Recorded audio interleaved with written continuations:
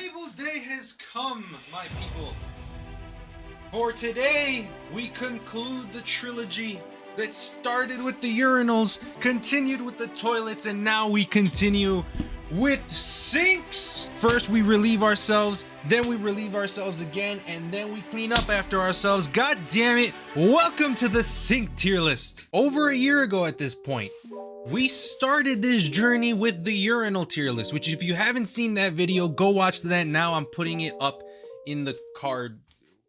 What fucking side is it on? It's on this side. And that video was perfectly emphasized and explained with this comment here. Now, after all that time, we cleanse ourselves with the sink tier list, both literally and figuratively. And for any newcomers who are confused as to, one, have I lost my mind? And two, how does this have anything to do with design? One, yes. And two, the whole premise of this tier list is deciding which sink designs are good and bad. Same thing as the urinal and the toilet tier list. So, I mean, just let that sink in. So without further ado, let us not waste time. We have sinks to critique. Let's start off with the categories, going from the top to the bottom. At the top, we have Found on Mount Olympus, a sink so beautifully designed and so pleasurable to use that you can find it in the Garden of the Gods. The second tier down is Squeaky Clean, a sink that will leave you feeling good. May not be Garden of the Gods level, but god damn it, it's a beautiful ass sink. In the middle tier, we have There's Water Coming Out of It. It exists. It is a thing.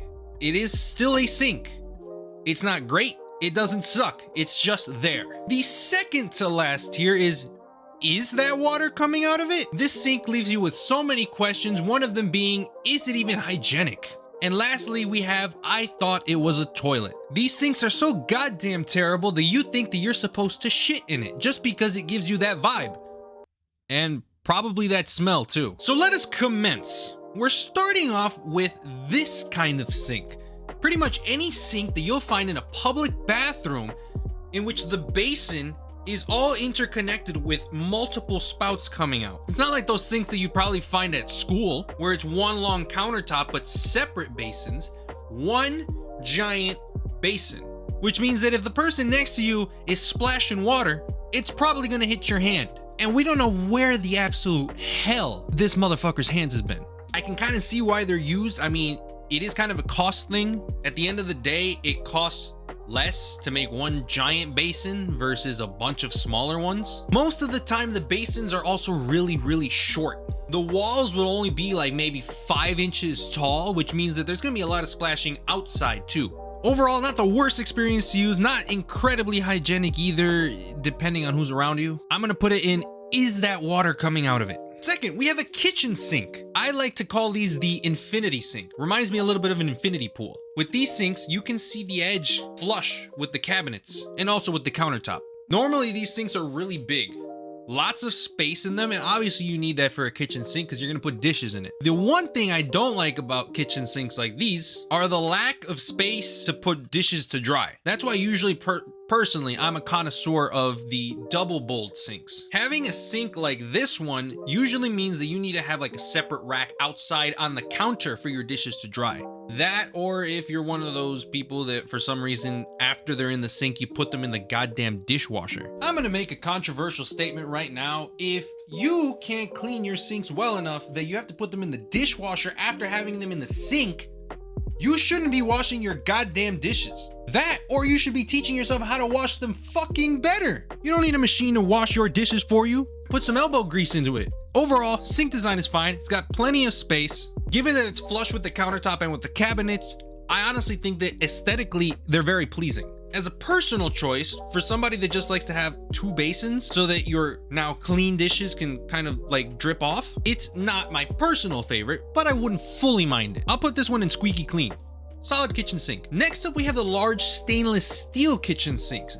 This one's not the kind that's flush. Large stainless steel sinks, personally, they're kind of my favorite. Maybe it's just because what I'm used to, but usually they'll go a lot better with the faucet because faucets are usually made out of stainless steel. Because it's stainless steel, there's also a higher chance that it'll probably go with your appliances. Because nowadays with the rise in minimalism and this new wave of modernism in terms of art and design, there is a lot of people in interior design that just put stainless steel appliances around the kitchen. So having multiple parts of your kitchen reflect that and kind of bounce off of each other, it just kind of pulls the room together a little bit more. Now, granted, this sink here is still single basin, which again, I've explained why I don't like it, but I mean, if we're gonna keep the energy the same, it is a squeaky clean sink. For our fourth sink, this is more like a set of sinks. If you went to a public school, actually, who knows, maybe even some private schools had them, and you go into the bathroom, you have these white ceramic sinks, all spaced very closely together, and they always fucking sucked. Their faucets were trash, the bowls were thin and they splashed a lot, but it brings back memories because those were the days of school.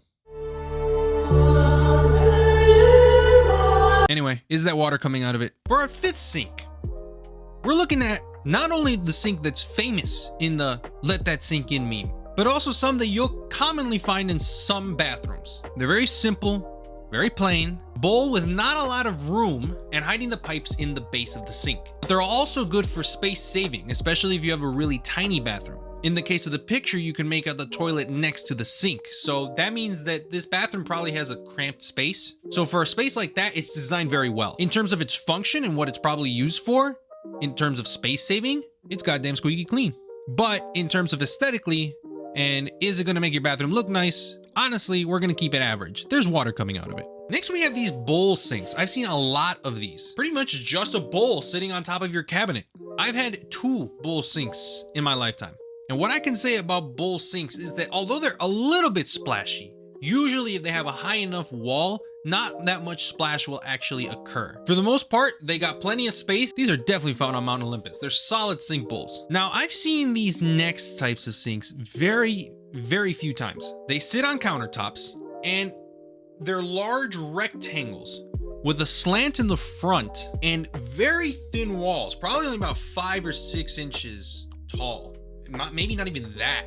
In terms of splash, there might be too much. If you look at a sink with rounder walls, kind of going back to the bowl design, the water has enough room to flow around. But in the case of a sink with 90-degree angles, there is not really much place to roll. You kind of just slide or splash wherever you go. It's a sharp angle you're hitting right away. A 90-degree angle, if you get, say, for example, hit in that corner, the only place it has to go is out at that point. Too much splash, especially when the walls are thin. Overall, there's water coming out of it. Lastly, I don't know what it is with bathroom sinks and for some reason people choosing to use these really thin walled ones. I'm not saying your sink has to be extremely chonky, but like, goddamn, bro, have some space. These sinks not only have very short walls, they also have slants on the sides. What I will say is that I do think that this is a better design than the last sink that we reviewed.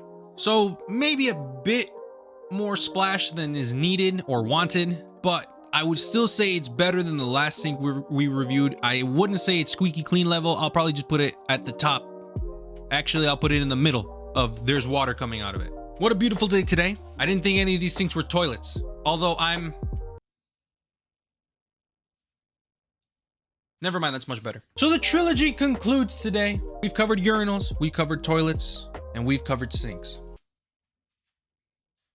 Maybe now I have to do bathtubs. If you guys did enjoy today's video, follow me on all my socials. All those links are down in the description. Subscribe to my second channel. I have rebranded it now to Tunestin.